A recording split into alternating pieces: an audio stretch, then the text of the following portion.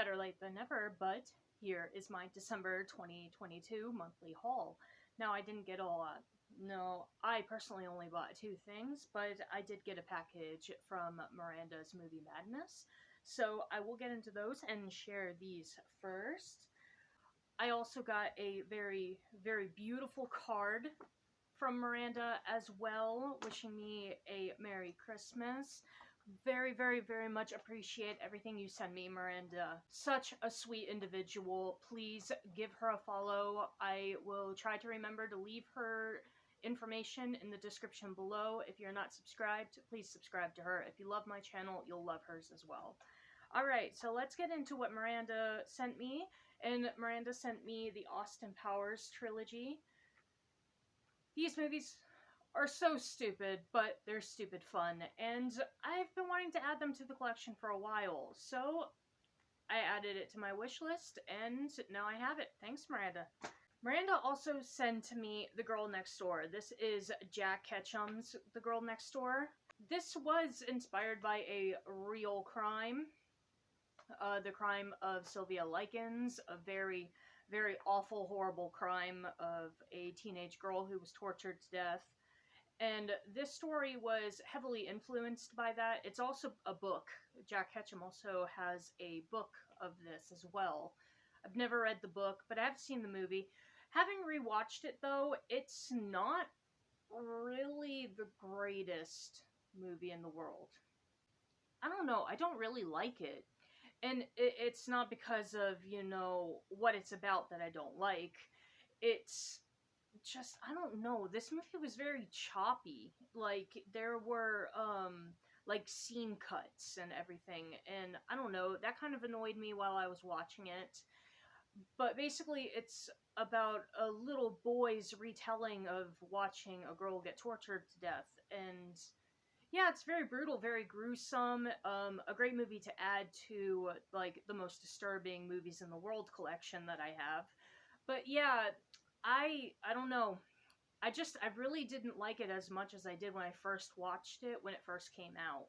But I'm still happy to have it in the collection. I own a lot of awful movies that are just not good that I hold on to just because they're most disturbing films.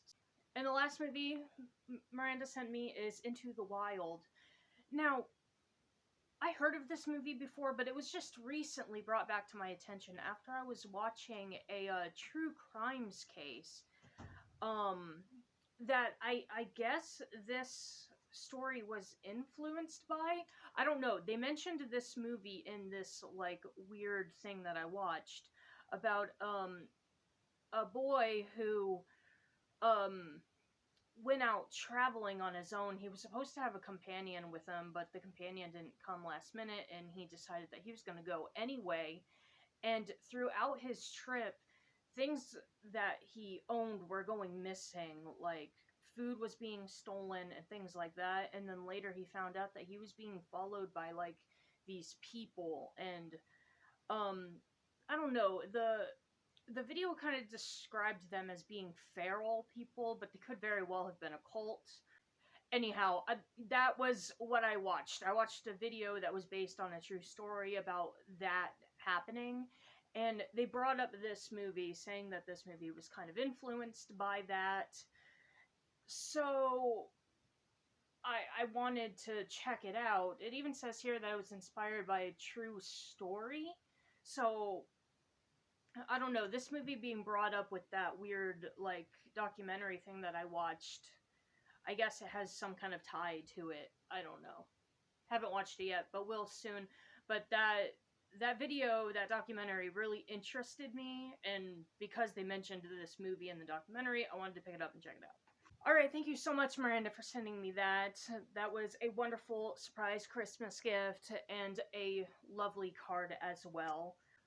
Like I said, I'll have all of her information in the description below. Give her a follow. If you like my channel, you'll like hers. I also got another holiday card from Joe and Marie. Sent me a card wishing me a Happy New Year and Merry Christmas, and to thank me for thinking of them when I sent Marie that Bambi thing. So yeah, that was a very nice surprise as well. Okay, so now on to what I bought, which I only bought 2 titles, but I picked up House of the Dragon Season 1. I picked up the Blu-ray copy because I liked this cover art the best.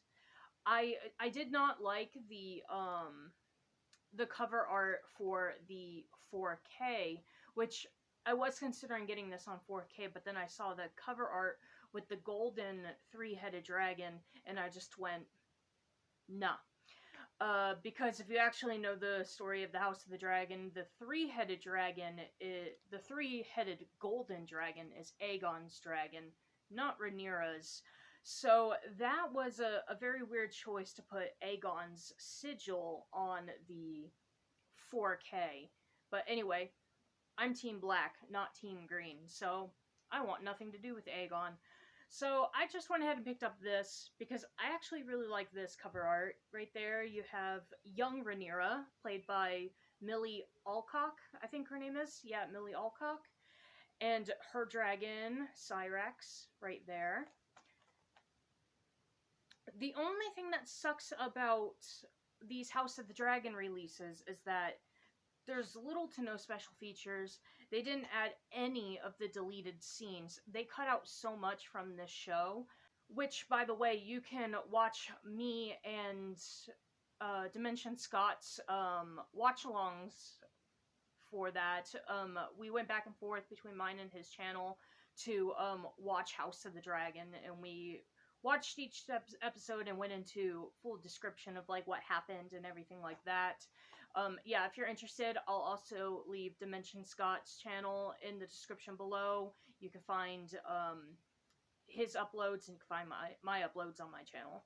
But yeah, they cut so much from the show, and they didn't even bother to put any of the deleted scenes on any of the House of the Dragon releases, or anything like that. And that was very, very upsetting. I wanted to watch the deleted scenes, and no outtakes or anything like that. Nothing fun. It's literally just like they talk about the legacy of Game of Thrones and get into like the history of Westeros. That's like really all they have for the special features. So it's really sucky special features. Very upsetting about that. But this is the internal.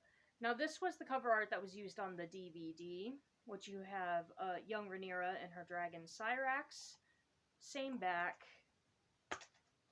And the internal, right there you can see there's the episode guide, and the discs have the Targaryen family sigil on them.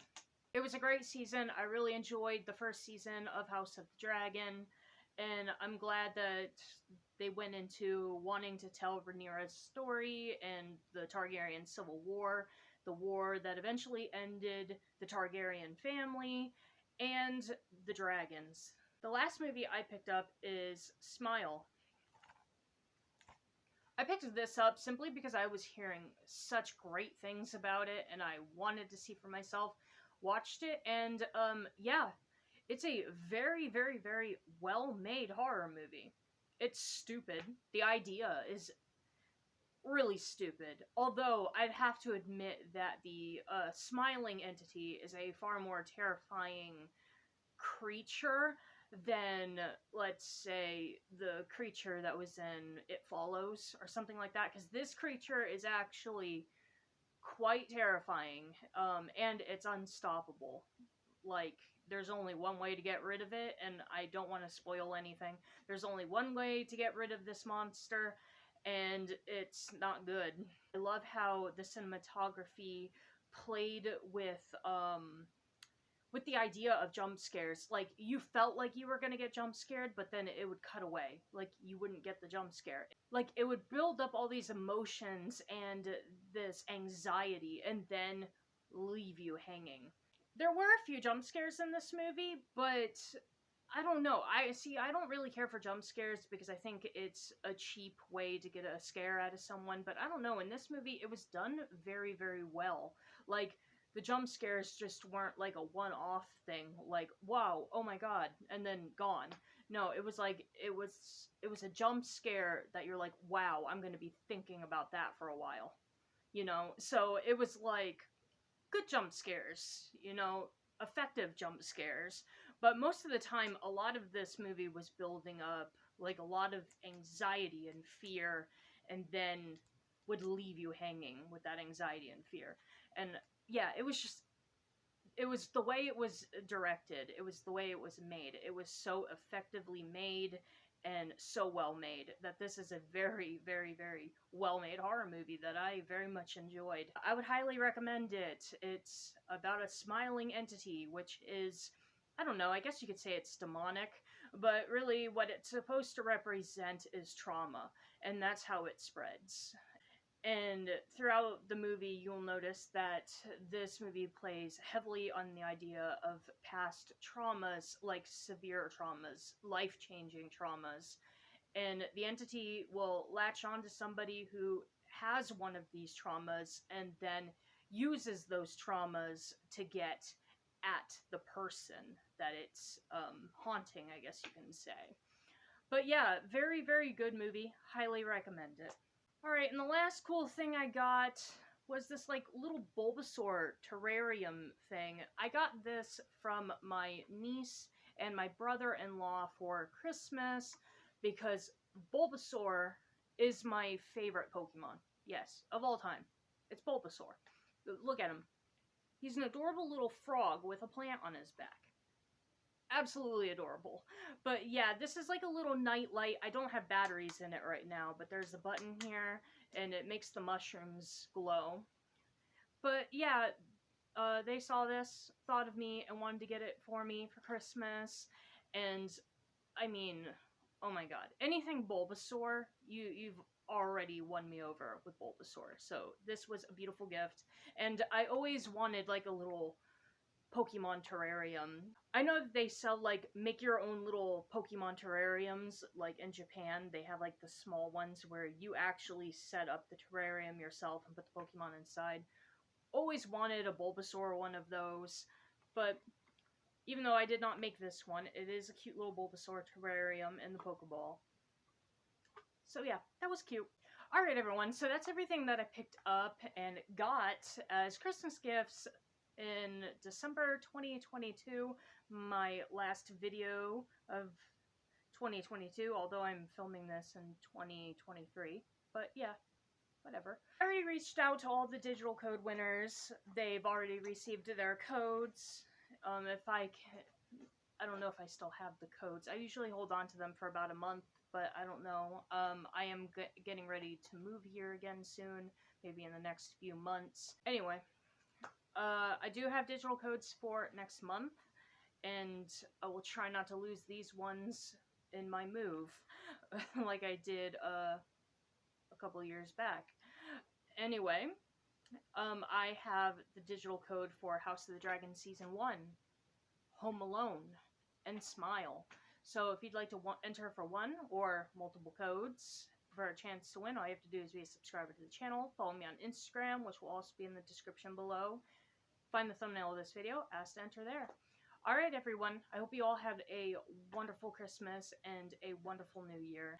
And I will see you all in my next video. I do plan to do a complete collection video. I might have it broken up though. I might do it by like steelbooks and digipacks and things like that. Like do it separate like that. But I do want to do a complete movie collection because I haven't done it for a year. I think it's a year, possibly more. I can't remember when my last one was. It's been a while. My collection has changed a lot since then. I got rid of titles, added a whole bunch of new ones, so I'd love to do that here real soon, whenever I have the time. Alright, so I'm gonna stop rambling and just let you go. Have a wonderful day. Bye-bye. Stay safe.